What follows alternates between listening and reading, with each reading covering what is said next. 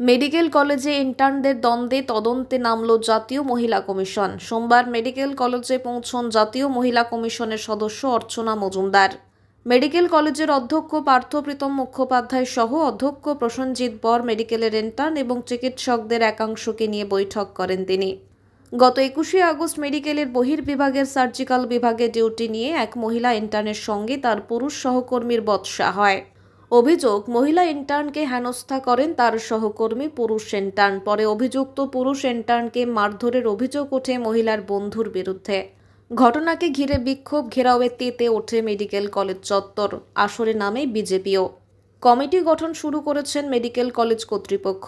এবার তদন্তে আসেন জাতীয় মহিলা কমিশনের সদস্য অর্চনা মজুমদার। তিনি নিগৃহীত মহিলা ইন্টার্নের সঙ্গে কথাও বলেন।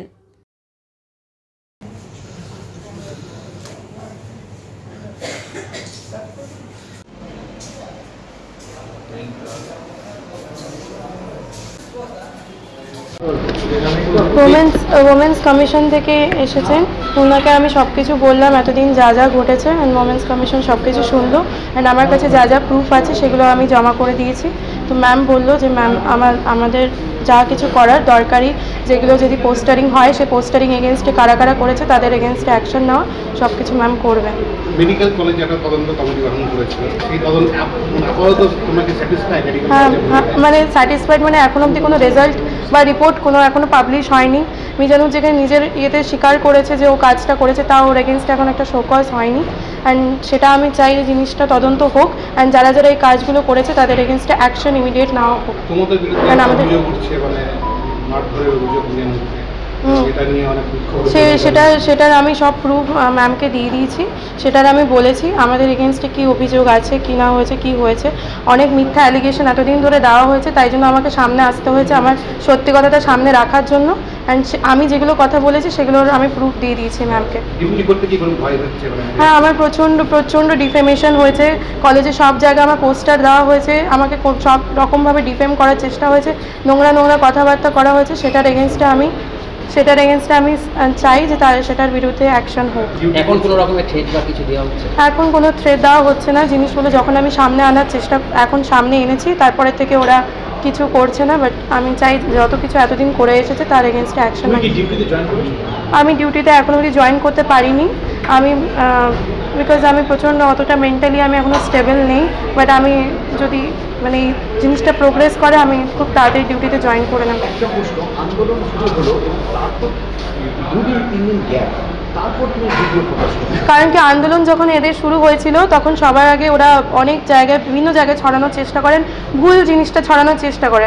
তারা সত্য জিনিসটা সামনে আসতে দেয় না, তারা কোনোভাবেই ভুল জিনিসটা ছড়ানোর চেষ্টা করে। দ্যাটস ওয়াই আমি বাধ্য হয়ে সোশ্যাল মিডিয়াতে এসে অ্যাকচুয়ালি যে ঘটনাটা ঘটেছিল সেটা প্রকাশ করতে বাধ্য হই।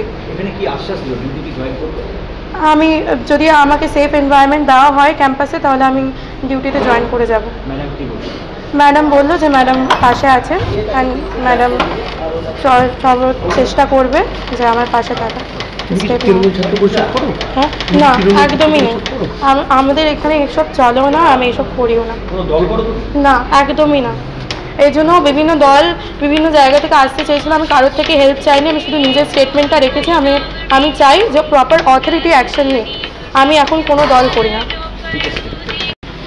দেখুন, it is too early to say, এত আগে কিছু বলা যায় না। কলেজে একটা ঘটনা ঘটেছে, দুজন ইন্টার্ন কলিগ ব্যাচমেট তাদের মধ্যে, এবং সেই ঘটনাটা কি করে এত বড় হয়ে গেল যে ভিকটিমকে সারা রাত আটকে রাখা হলো প্রিন্সিপালের ঘরে, প্রিন্সিপালের সামনে, পুরো কলেজের যারা অথরিটি অ্যাডমিনিস্ট্রেশন তাদের সামনে, হোল নাইট।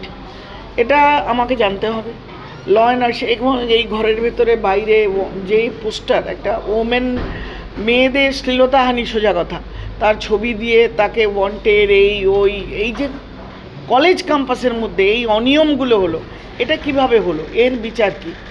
আজকের দিনে আর্জিকর ঘটনার পরে কোনো মেডিকেল কলেজে কোনো কর্মরতা ডাক্তার, দুজনের মধ্যে দুটো পার্ট এই ঘটনার। একটা পার্ট হলো তাদের কলিগদের মধ্যে ঝগড়া ঝামেলা হয়েছে, মারপিট হয়েছে, কি এ বলছে এ করেছে হচ্ছে, that is one part. And ওটা মিলে গেছে। সেখানে কোনো রাজনীতি নেই, সেখানে কোনো হিন্দু মুসলমান নেই। সেই জায়গার থেকে বেরিয়ে ঘটনাটা চলে এলো প্রিন্সিপাল অফিসে। কমপ্লেনেন্টের বক্তব্য অনুযায়ী যে তার যে বন্ধু তার বাবা রেসপন্ডেন্টের বাবা তাকে ফোন করে গালবন্ধ করেছে একটা পার্ট, তার বাড়ির লোকেরা এসে কলেজে হুজ্জুতি করেছে। এটা commission is very serious about safety, security and modesty of women. আমার যেটা কাজ, কোনো মেয়ে কোনো জায়গায় তার সম্মান, স্বার্থ, সুরক্ষা এক চুল আমরা এটাকে কম্প্রোমাইজ হতে দেব না। এর জন্য আমরা দিল্লি থেকে আমাকে পাঠানো হয়েছে, আমার টিম নিয়ে আমি এসেছি। তো সেই জায়গায় দাঁড়িয়ে পরপর একবার আরজি কর, তারপর ল কলেজ, তারপর এখানে এগুলো একটা সামান্য ছোট ঘটনা, দুজন কলিগের মধ্যে কাজ ভাগাভাগি নিয়ে ঝগড়া, সেটা যদি গিয়ে পোস্টারে দাঁড়ায়, শ্লীলতাহানিতে দাঁড়ায় এবং সারা রাত মেয়েটিকে একটা প্রিন্সিপালের সামনে, কলেজ অ্যাডমিনিস্ট্রেশনের সামনে, পুরো সিকিউরিটির সামনে আটকে রাখা হয়, তাহলে আমরা কোথায় বাস করছি? মেয়েদের নিরাপত্তাটা কোথায়? That is my question and every one is answerable. ওই ঘরে কারা ছিল, কোথায় ছিল, কারা এসছিল, কেন করেছে, পুলিশকে উত্তর দিতে হবে, কলেজ অথরিটি, অ্যাডমিনিস্ট্রেশন, স্বাস্থ্য ভবনকে, কমিশনের কাছে আনসারেবল উত্তর দিতে হবে। তা নইলে আর দুদিন বাদে আরেকটা ঘটনা ঘটবে, আরেকটা মেয়ের উপর অত্যাচার হবে, তার শ্লীলতা অনিয়ম। সামান্য কথা কাটাকাটি থেকে যদি এত দূর পৌঁছায় একটা মেডিকেল কলেজে, তাহলে আমি বলবো আমাদের যে সম্মান, আমরাও তো ডাক্তারি পড়েছি কলকাতায়, আমরা আজ থেকে 30 বছর আগে ডাক্তারি পাশ করেছি, কিন্তু আমরা ভাবতেও পারি না আমার ব্যাচের কোনো বন্ধুর সাথে ঝগড়া হলো কি কাজ নিয়ে কথা কাটাকাটি হলো, তার সেখানে হিন্দু মুসলমান এসে যাবে। No, it can't go. সেখানে পার্টি এসে যাবে না, তার নামে, মেয়েটির নামে পোস্টার সারা হাসপাতালে পড়ে যাবে। এটা হতে পারে না, এটা চলতে দেওয়া যাবে না। Law and order is there, ministry is there, আমাদের সংবিধান আছে, তার বাইরে ঊর্ধ্বে কেউ নেই। সুতরাং এগুলো দরকার হলে যতদূর যেতে হয় সেখানে আমরা রেকমেন্ড করবো, এনএমসি অবধি করাবে, প্রত্যেককে উত্তর দিতে হবে কেন তারা কিসের জন্য এটা করেছে এবং তাদের জন্য তাদের কি দায়বদ্ধতা এবং তাদের কি শাস্তি, কি এনকোয়ারি, এগুলো শেষ করে একটা এমন সলিউশন দরকার যাতে শিক্ষাক্ষেত্রে অন্তত কর্মস্থলে মেয়েরা নিরাপদভাবে কাজ করতে পারে এবং যাদের উপরেও এইসব করা হবে, এটা ওটা বললে তো এখানে সব আন্ডার সিসিটিভি সার্ভাইলেন্স। সুতরাং একটা বললো সেটা দাঁড়াবে না, এভরি ওয়ান ইজ আনসারেবল, তাই সেটাই করবে। একটা বৃহত্তর তদন্ত, তার একটা রিপোর্ট, এবং সেটা কলেজের প্রিন্সিপাল এবং ডিএমের মধ্যে সীমাবদ্ধ নয়, সেখানে পুলিশের কী রোল, সব কিছু আমরা দেখবো। এখানে একটা পুলিশ আউটলেট আছে, ওদের হয়তো অথরিটি জানায়নি ভয়ের ব্যাপারটা, কিন্তু তাদেরও একটা রোল আছে। সারা রাত একটা মেয়ে একটা ঘরের মধ্যে আটকে রইল, তার বন্ধুরা দেখুন না, হয়তো কিছু হয়নি, কিন্তু এটা ঘটবে কেন একটা কলেজে, তার জন্য পুলিশকে উত্তর দিতে হবে।